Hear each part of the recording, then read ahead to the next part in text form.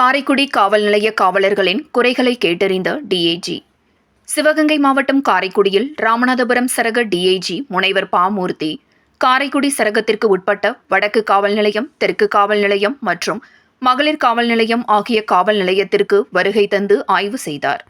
அந்த ஆய்வில் நிலுவையில் உள்ள வழக்கு விசாரணைகளை பற்றியும், காவல் நிலைய அளவில் நடத்தப்படும் விசாரணைகளின் முன்னேற்றம் மற்றும் தரத்தை பற்றியும், குற்ற விகிதங்கள், வழக்குகளை முடித்து வைப்பது, பொது சேவைகளை வழங்குதல் மற்றும் காவல் நிலையத்தின் ஒட்டுமொத்த செயல்பாடுகளை ஆய்வு செய்தார். மேலும் நிலைய அதிகாரிகள் மற்றும் ஊழியர்களுக்கு வழிகாட்டுதலையும் வழங்கினார்.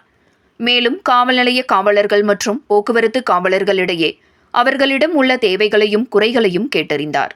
இந்த ஆய்வின்போது காரைக்குடி காவல் உதவி கண்காணிப்பாளர் ASP ஆசிஷ் புனியா உடனிருந்தார்.